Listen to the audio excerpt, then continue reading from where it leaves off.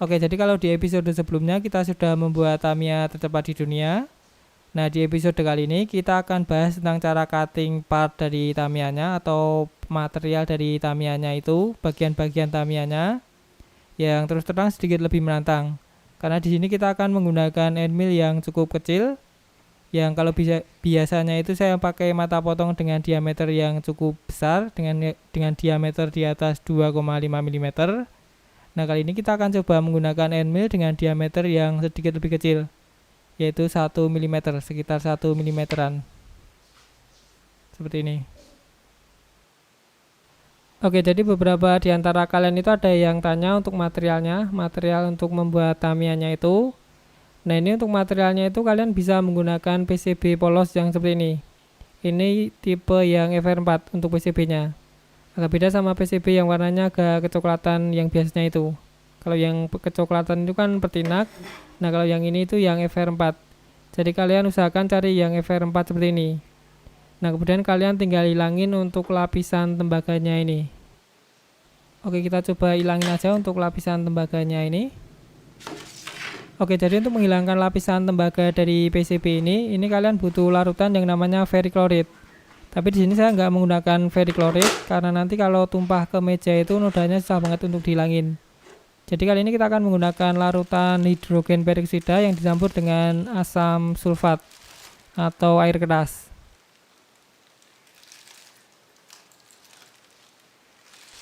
Dan ya, kalau kalian melakukannya sebaiknya di luar ruangan atau di tempat yang ventilasi atau aliran udaranya itu cukup bagus untuk aliran udaranya, jangan di dalam ruangan seperti ini. Oke, selanjutnya kalian tinggal goyangin aja untuk plat PCB-nya ke dalam larutan seperti ini. Dan tunggu sampai plat tembaganya itu hilang. Dan untuk prosesnya sendiri butuh waktu sekitar 5 menitan kalau nggak salah, kalau larutannya itu masih baru. Tapi kalau kalian pakai larutan yang udah lama, itu untuk waktu prosesnya itu sedikit lebih lama daripada kalau kalian menggunakan larutan yang masih baru. Oke, ini untuk hasilnya setelah bagian tembaga dari PCB-nya tadi dihilangkan. Kurang lebih seperti ini. Tapi kali ini kita tidak akan menggunakan bahan yang ini untuk proyek kali ini. Soalnya masih ada part atau PCB atau material sisa yang kemarin.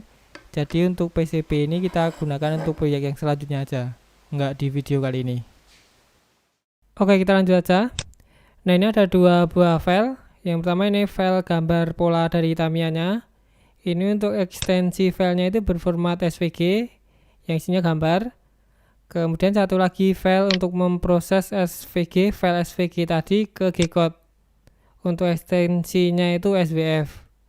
Nah, untuk file yang SVF ini kalian harus menggunakan Internet Explorer untuk membukanya. Soalnya untuk flash playernya itu udah nggak disupport sama Google Chrome. Jadi kalian harus menggunakan Internet Explorer untuk membukanya. Oke, saja kalian buka file pola Tamiya yang tadi. Kemudian kalian ubah dari inch ke cm. Oke, dan di sini saya cuma akan nunjukin untuk proses cutting atau proses pemrosesan machining dari satu part aja. Soalnya kalau saya demoin untuk proses dari semua part dengan sambil ngerekam layar komputer, ini untuk laptop saya ini nggak kuat. Jadi di sini saya akan tunjukin proses pembuatan dari satu part aja. Oke, untuk part di demo kali ini saya akan menggunakan yang paling ujung ini. Ini selanjutnya kalian bisa blok, kemudian kalian geser ke titik 0 seperti ini. Oke, selanjutnya kalian pilih bagian tepi dari part, kemudian pilih profile operation. Kemudian kalian ganti namanya, atau enggak juga nggak masalah.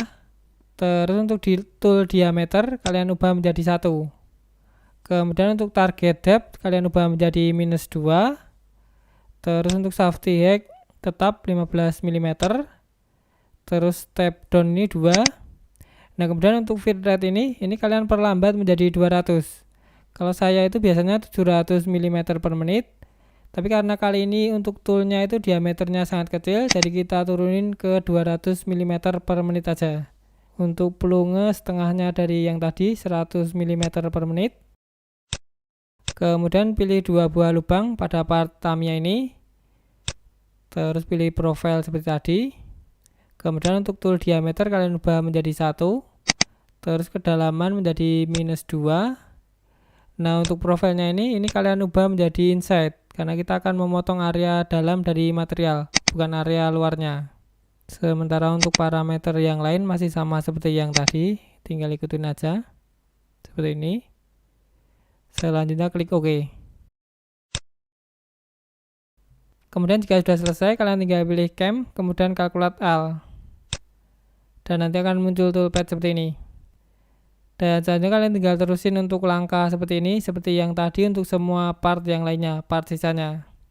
Dan ini karena saya menggunakan cuma satu aja, jadi ini kita anggap sudah selesai. Selanjutnya kalian tinggal klik Cam, kemudian Export G-Code, terus klik L, kemudian Export Selected Toolpath, gitu aja untuk membuat G-Code-nya. Selanjutnya kalian tinggal save dengan nama terserah, tapi untuk ekstensinya itu harus NC atau NGC, itu ekstensi untuk G-Code-nya. Soalnya kalau ekstensinya nggak NC atau NGC nanti nggak bisa dibuka sama G-Code sendernya.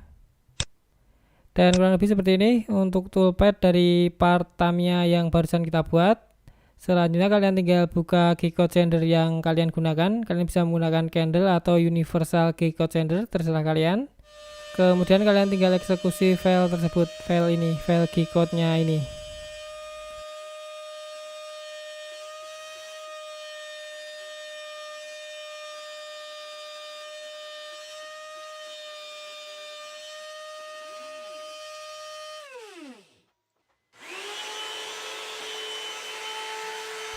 Oke, kurang lebih seperti itu tadi untuk cara membuat Tamiya.